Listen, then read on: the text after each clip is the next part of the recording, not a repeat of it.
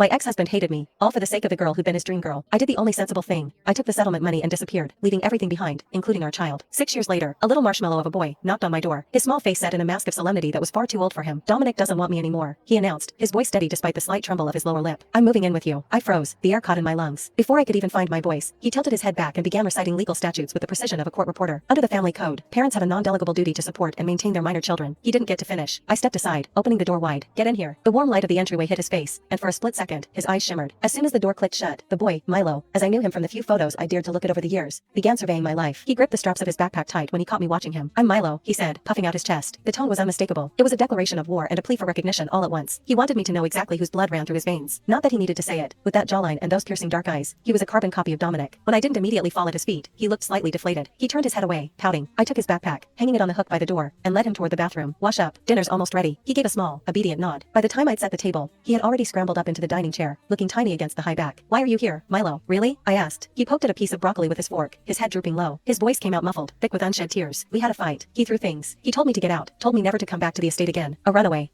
I remembered how fiercely the Thorne family had fought for custody, nearly burying me in lawsuits and threats of jail time just to keep me away from him. He was their crown prince. I figured Dominic was probably tearing the city apart looking for him right now. Watching him eat, a lump formed in my throat. I hadn't prepared for guests. It was just a simple stir-fry and soup. Milo was clearly a picky eater. He meticulously picked out every sliver of onion and carrot, but eventually, only the greens were left. He stared at them like they were poison, stole a quick glance at me, and then, with the dramatic resolve of a martyr, closed his eyes and swallowed them whole. The arrogant little prince who had walked in 10 minutes ago was gone, replaced by a kid who was trying so hard to be good that it broke my heart. It seemed he was certainly disciplined. I cleaned up the dishes, expecting a frantic knock on the door at any moment. But 9:30 came and went. The hallway remained silent. 6-year-olds can only stay awake so long. Milo's eyes were drooping. He pulled a pair of dinosaur pajamas out of his bag and looked around my cramped studio apartment. He wrinkled his nose. Your house is so small. Why is there only one bed? Are we sharing? He asked, a hint of apprehension in his voice. I glanced at the clock, wondering where the hell Dominic was. I sighed and nodded. Yeah, we'll make it work for tonight. I expected a tantrum. Compared to the Thorne estate, this place was a glorified closet. Instead, Milo just bit his lip, a flash of something that looked suspiciously like relief crossing his face. He scrubbed his face, changed into his pajamas, and climbed under the covers. Just like at dinner, he was playing the part of the perfect guest. He wiggled around until he was tucked in like a little silkworm, only his big eyes visible. Then, he reached under his pillow and pulled out a book of fairy tales. Aren't you going to read to me? The hope in his eyes was so bright it was almost unbearable. After Milo fell asleep, I pulled up the number that had been sitting in my block list for 6 years. My thumb hovered over the unblock button, trembling. I couldn't do it. Dominic and we were a lifetime ago. When my family's business collapsed, the Thornes decided I was a liability. They arranged a match between Dominic and Becca, the girl everyone said was his true soulmate. Dominic fought them. He gave up his inheritance, took a literal beating from his grandfather that left him bedridden for weeks, all for me. I had cried over his bruised body, and he had just smiled, wiping my tears away, promising me we'd be okay. We were young enough to believe love was a shield. We eloped. I got pregnant, and I spent 9 months dreaming of our future. Then came the day of the delivery. The pain was agonizing. I called Dominic dozens of times, but he never picked up. A neighbor eventually drove me to the hospital. When I woke up from the C-section, the man standing over me wasn't my husband. He was